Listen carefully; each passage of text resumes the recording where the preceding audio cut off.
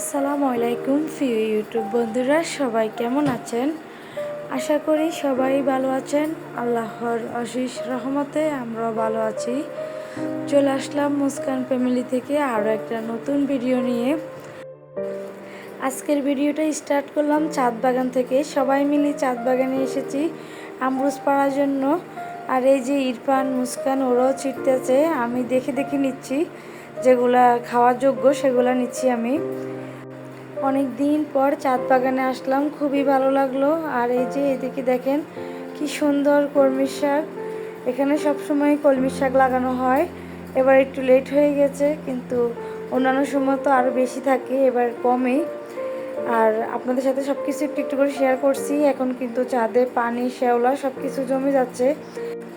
ঈদের আগে গত কয়েকদিন অনেক ঝড় বৃষ্টি ছিল, সেই জন্যই অনেক পানি ছিল আর কি ছাদে। আর এই তো ঈদের পর থেকে এখন আর বৃষ্টি হচ্ছে না, অবস্থা পুরোই খারাপ। এত রোদ বাহিরে, এত গরম, যা সহ্য করার মতো না। এইদিকে আমি দুমদল ছিটতে গিয়ে একদম ভেঙে ফেলছি, এত শক্ত ছিল। আর কিছু বেগুনও নিয়ে নিচ্ছি, ভালোই লাগছিল সবার সাথে এসে। আসলে ছাদ বাগান থেকে সবজি ছিঁড়তে ভালো লাগে, কিন্তু খাওয়ার মধ্যে এতটা এক্সপার্ট না। ইদানিং খাবার দাবারের রুচি অনেক নষ্ট হয়ে গেছে, কিছুই খেতে ভালো লাগে না। একদম ঈদের আগ থেকে এ পর্যন্ত অনেক সমস্যা দেখা দিচ্ছে রুচিতে। এখন আর ছাদ বাগানে আগের মতো সবজি হয় না। বেগুন গাছের অবস্থা দেখেন কি যে অবস্থা, কয়েকটা বেগুন ধরে এই গাছ কেমন জানি হয়ে গেছে। আর বেগুনগুলো এতটা পরিপূর্ণ না, কয়েকটা বেগুন পেয়েছি সেগুলোও নিয়ে নিয়েছি। এই যে এখানে অনেকগুলা আমরুজ, তারপরে কাঁচামরিচ, দুন্দুল, বেগুন সব কিছু নিয়ে নিয়েছি বাসার জন্য। আমাদের গাছের আমরুজগুলো কিন্তু অনেক মিষ্টি। আর এই যে গাছের পেয়ারা, এই পেয়ারাটা কয়েকদিন আগে আপনাদের সাথে একবার শেয়ার করছিলাম। আর এখন আমার শ্বশুরই পেড়ে এনেছে আর কি পেয়ারাটা, সবাই মিলে এখন খেয়ে নিচ্ছি। অনেক ভালো লাগে সবাই মিলে যখন এই টক খাবার খাওয়া হয় আর কি। বাড়িতে আসলে সবচেয়ে বেশি ভালো লাগে গাছের এই যে তরতাজা ফল পাকড়া খেতে পারিস, তার জন্যই বেশি ভালো লাগে। এই যে গাছ পাকনা পেঁপে অনেক মিষ্টি ছিল, আর সবার সাথে খেতে তো আরও বেশি ভালো লাগে। সবাই মিলে অনেক মজা করি, এগুলো খেয়েছি। এই তো খেয়ে দিয়ে রান্না করতে এসেছি। আমি আর ছাদে যাই নাই, আমার শাশুড়ি ছাদ থেকে তরতাজা শাক নিয়ে এসেছে, কারণ মাংস খেতে খেতে সবাই বোরিং। এখন একটু শাক সবজি খাওয়া হবে আর কি, তাও আমাদের গাছের। এই যে গাছের দুন্দুল, এগুলো শ্বশুরে পেরেছে, শাশুড়ি শাক নিয়ে এসেছে। এই তো এখন সব কিছু রান্না করে নেব। ইদানিং এত গরম পড়তেছে, গরমের যন্ত্রণা, রান্নাঘরে যেতে ইচ্ছে করে না, কিছু আয়োজনও করতে ইচ্ছে করে না। বাড়িতে আসছি, হাজব্যান্ড তো একটু জ্ঞান জ্ঞান করতেই আছে, এটা সেটা বানাই না, কিছুই তৈরি করি না। আসলে অতিরিক্ত গরম, এই গরমে কোনো কিছু খেতেও ভালো লাগে না, আর রান্নাঘরও যেতেও ভালো লাগে না। কোনো রকম একটু রান্না করে চলে আসি। আর বাজার থেকে বেশিরভাগ সময় নাস্তা আনা হয়। ইরফান, মুস্কান তো সকাল সকাল ওদের দাদাভাইয়ের সাথে বাজারে চলে যায়, তখন ওরাও খেয়ে আসে, আবার আসার সময় আমাদের জন্য নিয়ে আসে। এই আর কি আমাদের অবস্থা। আমি না একদমই গরম সহ্য করতে পারি না, গরমে আমার অনেক যন্ত্রণা লাগে মনে হয়। দেখা যায় বাসায় আইপিএস, সোলার, এসি সব কিছুই আছে, তারপরও কেমন জানি লাগে, বাইরে বের হতে পারি না। বাইরে বের হলে বেশি গরম লাগে, বাসায় তাও মানিয়ে নেই, কিন্তু বাইরে বের হতেই পারি না, অবস্থা পুরোই খারাপ হয়ে যায়। আর আজকে একটু বাইরে বের হবো আর কি। আজকে আমার বাসুরি মেয়ের গায়ে হলুদ, কালকে বিয়ে, হঠাৎ করে দাওয়াত। আমরা তো কোনো প্রিপারেশন নিয়ে আসি নাই। আমার অনেক কিছু কুমিল্লাতে, আবার অনেক কিছু এখানে এলোমেলো হয়ে আছে, সব কিছু এক জায়গায় গুছানো কিছুই নেই। তার জন্য একটু মন খারাপ ছিল। সব কিছু যদি গুছানো থাকে, দেখা যায় দাওয়াত বাড়িতে যেতে কোনো অসুবিধে হয় না। তার জন্যেই খুঁটিনাটি একটু কেনাকাটা আছে, তার জন্য একটু হাজীগঞ্জ যেতে হবে। আমার ননদকে নিয়ে বিকেলবেলা হাজীগঞ্জ যাবো আর কি। আর তার আগে রান্নাবান্না করে নিচ্ছি।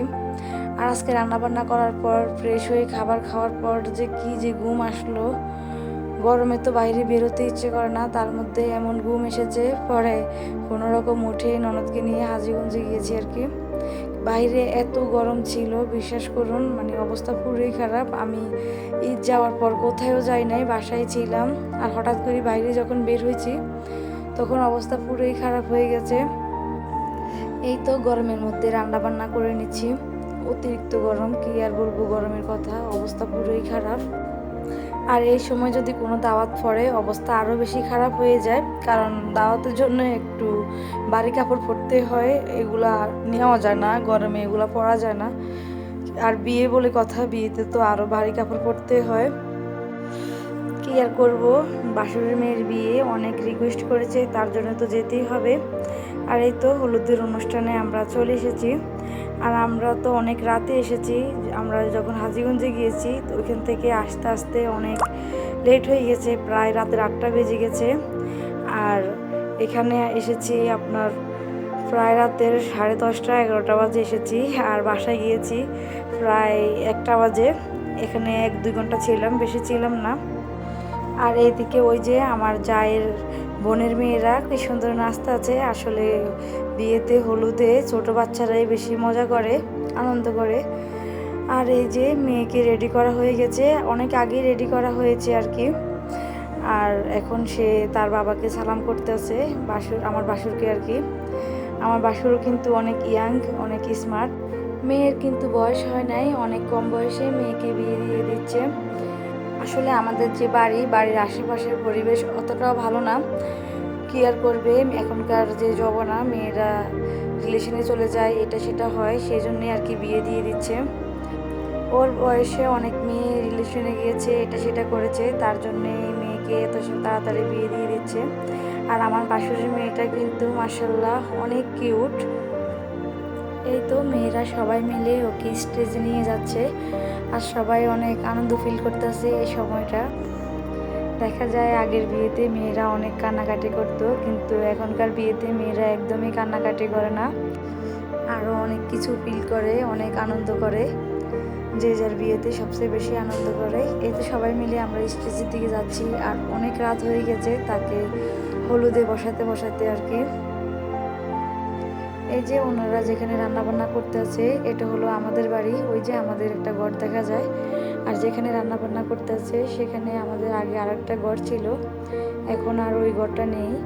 আর এই খালি জায়গায় ওনারা রান্না বান্না করতেছে আর কি। ওই সেটা হলো আর কি আমাদের। একটা সময় আমিও 5 বছর প্রায় ছিলাম আর কি এই বাড়িতে, 5 বছর না 4.5 বছর ছিলাম। এখানে থাকার অনেকের সাথে অনেক মায়া ভালোবাসার স্মৃতি জমে আছে এই বাড়িতে। আসলে এই বাড়িতে সবাই আহামরি একদম ধনী না, কিন্তু মধ্যবিত্ত, তারপরও সবাই সবাইকে অনেক ভালোবাসে, অনেক আন্তরিকতা সবার সাথে। খুব ভালো ছিলাম ওই সময়টাতে, আর এখন সবাইকে অনেক মিস করি। এবারে সবার সাথে আমার আন্তরিকতা অনেক ভালো ছিল, সবাইকে আমি অনেক মিস করি। আজকের ভিডিওতে আমি ওইভাবে কথা গুছিয়ে বলতে পারি নাই, কারণ আমার ভিডিও দিতে লেট হয়ে যায়, আর ভুলে যাই কখন কি হয়েছে না হয়েছে। এই হলো আর কি আমার অবস্থা। আর এমনি তো আমার কিছু মনে থাকে না। আর এই তো আমরা গায়ে হলুদ শেষ করে বাসার উদ্দেশ্যে রওনা দিচ্ছি। এই যে মুস্কান বুড়িটা শাড়ি পরে স্টাইল করে বাসার উদ্দেশ্যে রওনা দিল। আর আজকের ভিডিওটা এই পর্যন্তই। সবাই ভালো থাকবেন, আমাদের জন্য দোয়া করবেন। আল্লাহ হাফেজ।